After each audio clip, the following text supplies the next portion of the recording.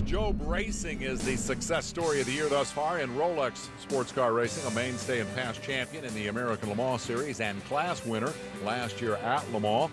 Porsche assisted team this year launched a Daytona prototype program with drivers Patrick Long and Mike Rockenfeller. Rolex 24 at Daytona, started from the pole, finished third, skipped round two, not enough money. The team has since run 3 podiums in a row, including 2 victories, and leads the championship.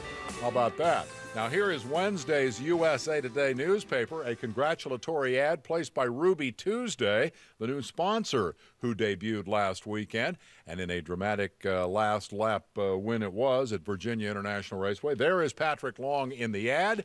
Now it is our pleasure to welcome Patrick Long to Wind Tunnel. Patrick, welcome. Congratulations. I know you're on a busy schedule. Thanks for taking time out to talk to us tonight. We appreciate that. Hey, Dave. It's great to be on the show. We're going to get to your career accomplishments in a moment. First, I want to talk about this new Ruby Tuesday team. Given the record of Alex Job Racing in ALMS, it's no surprise to see their Daytona prototype team be successful early, but to miss a race and still lead the championship 5 races in is pretty remarkable. Are you surprised by that, and why are you guys so good so quick? Well, I think it's a testament to the team, the manufacturers behind our car with Crawford and Porsche, and you know, really it comes down to just that whole combination, and it's gelled from the beginning. We didn't expect to come out and dominate Daytona like we did. Unfortunately, that win got away from us, but it's been a whirlwind year.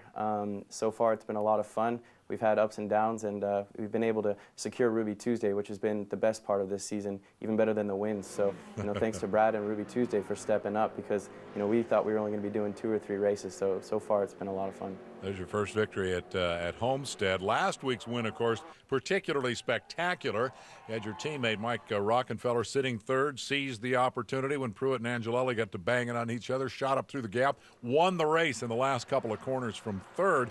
On this show last Sunday night, veteran race reporter Ed Hinton had this to say about that finish. Give a listen to this. The genteel world of sports car racing gets invaded by NASCAR tactics. Oh, no, no. That's like bringing mud wrestling to the New York City Ballet. Let's have a little decency and dignity in some form of motor racing.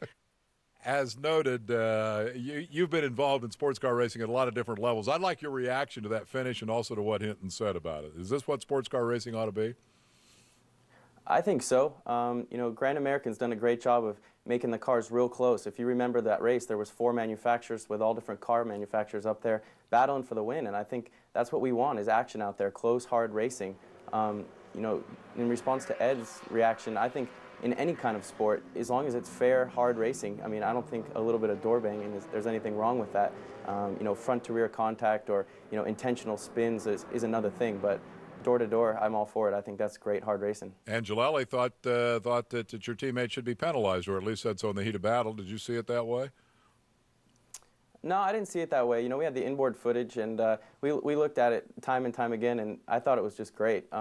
Max has taken a little bit of heat in the Grand American Series the last couple of years, and so I think he's sort of trying to find his place and how much aggression he can put out there and how much he can take. So, you know, I think he's getting a better idea of it. It's you know, great for guys like Mike and myself who are young up-and-comers to be able to share the track with guys like Max or Scott Pruitt, who have been so dominant in the sports car world and in all types of racing coming up through their careers. So, you know, we're the young spoilers, and we're having a lot of fun out there. I think slowly they're giving us a little bit more respect and realizing that it's pretty equal as far as the cars and the engines go, and that it's just down to the drivers and really, you know, being there at the end and making those moves like Mike did on that day. I just thought it was pretty awesome. We were jumping up and down, all of us in the pits, including the Ruby Tuesday crew and all of the AJR guys. So compare the 2 series. If that's what the Rolex series is about, equally prepared cars and the drivers getting it done, how does that compare with ALMS? How are they different? Do you have a preference one over the other? I think they're both doing a great job at what they're trying to do. I think with the ALMS, you have more manufacturers, more of the technical aspect. The cars are a little bit more sophisticated.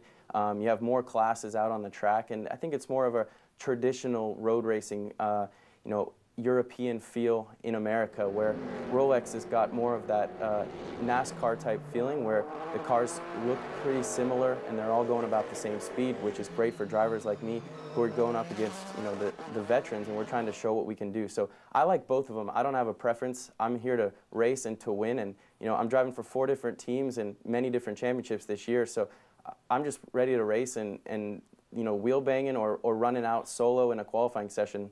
It's all great, and I'm just living the dream. Spoken like a true racer. I need a commercial break. We'll do that. We'll come back and continue our conversation with Patrick Long, get into this business about that Penske Porsche ride, maybe getting him some more seat time. We'll be right back.